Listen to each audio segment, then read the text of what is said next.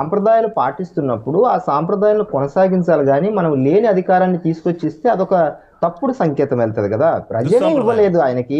ప్రజలే 11తో ఆపినప్పుడు మనము కొత్తగా ఆయనకి లేని హోదాని తీసుకొచ్చి ప్రతిపక్ష నాయకుడిగా కూర్చోబెట్టినప్పుడు ప్రజలేమంటారు? అరే! వాళ్ళు పరిపాలనకు అనర్హులు కాబట్టి మేము వాళ్ళను 11 దగ్గర కూర్చోబెట్టాము. యాస్ ఎ ఇండివిడ్యువల్‌గా ఒక్కొక్కరుగా ఎమ్మెల్యేలుగా వాళ్ళ నియోజకవర్గాలకు వాళ్ళ అభ్యర్థుల ప్రకారం పనిచేసిన వాళ్ళని 11 మందిని తీసుకొచ్చి కూర్చోబెట్టామన్నారు. ఇందాక ఇంకొక ముఖ్యమైన పాయింట్ చెప్పడం మర్చిపోయాను. ఇప్పుడు ప్రజల సొమ్ము ఈ 11 మంది ఎమ్మెల్యేలకు ప్రజల సొమ్ము 2.5 లక్షల జీతము, అదనపు అలవెన్సులు 1.5 అంటే సెక్యూరిటీ పరంగా, తర్వాత వాళ్ళకు ఇతర వెహికల్, డ్రైవరు, ఇతర ఫర్నిచర్, అదర్ అలవెన్సెస్ ఖచ్చితంగా 1.5 అంటే నెలకు 4 లక్షలు ఒక్కొక్క ఎమ్మెల్యేకి ప్రభుత్వం నుంచి వెళ్తుంది. అంటే ప్రజల డబ్బు అది.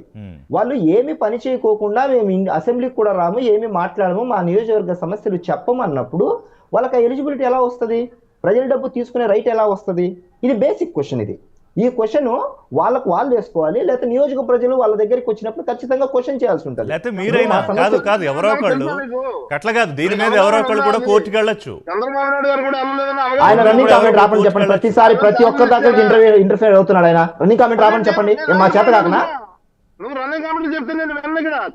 అయ్యో అయ్యో అయ్యా, మాకు తెలుసయ్యా, మేము అడ్డం పడలేక కాదు, మా చేత కాదు. కామ్గా ఏదో పెద్ద ఆయన ఊరుకొని ఉంటాడు. ప్రతిదానికి అడ్డం పడతాడవేంది? ప్రతిదానికి అడ్డం పడతాడవేందయ్యా? అరే నీకన్నా ఎక్కువ మాట్లాడతాను నేను, నీకన్నా అడ్డం నేను ప్రతిదానికి రాగలను. నా చేత కాదు. గౌరవం ఇచ్చినప్పుడు కామ్గా ఉండాలా. ప్రతిదానికి అడ్డం పడుతుంటా ఎందుకు?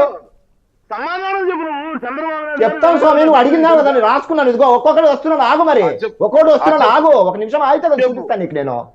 ఒక నిమిషం ఆగు, ఆగితే చూపిస్తానయ్యా. ఒక నిమిషం ఆగయ్యా బాబు, అన్ని రాసుకున్నాను. చెప్తునే లోపల అడ్డం పడుతున్నావు. మరి చెప్తున్నాను, ఆగు ఒక నిమిషము. ఇప్పుడు వక్రీకరణ గురించి అడిగారు. ఋషి గారు ఇందాక వక్రీకరణ గురించి అడిగారు. అలాగే వాలంటీర్ల గురించి కూడా క్వశ్చన్ రైజ్ చేశారు. దానికి సమాధానం చెప్పే లోపల ప్రతిదానికి అడ్డం పడుతుంది. నేను అనే ప్రతి పాయింట్కి నేను అడ్రస్ చేస్తాను. ఆ రోజు ఏం చెప్పారు? వాలంటీర్లను అమాయకంగా వాడుకొని వారి కష్టాల్ని, వారి సేవలను దుర్మార్గమైన పద్ధతిలో ప్రభుత్వం తీసుకుంటోంది. వాళ్ళ దగ్గర ఒక ట్యాబ్ ఇచ్చి ఆ ట్యాబ్లో డేటాని వేరే ఎవరికో తీసుకెళ్లి ఇస్తున్నారనేది మేము ఆరోపించినది.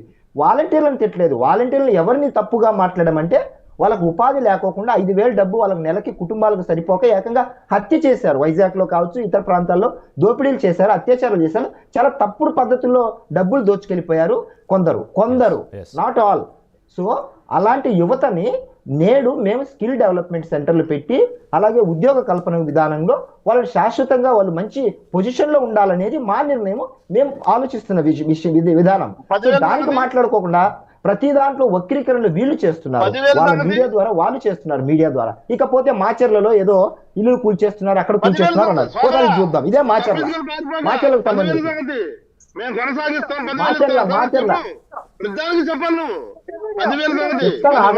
చెప్తాను సార్, ఆగు ఒక నిమిషం ఆగు.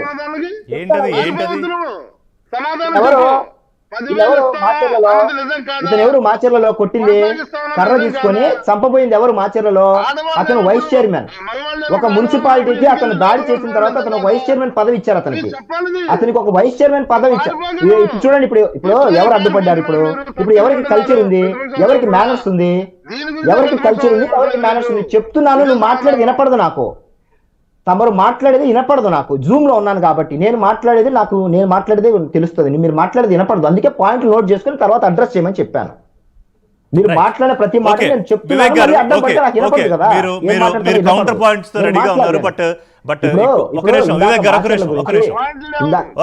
కాదు, పాయింట్లన్నీ పాయింట్ టు పాయింట్ మాట్లాడుకుంటే టైం సరిపోదుగా. నారాయణమూర్తి గారు, స్ట్రైట్ క్వశ్చన్.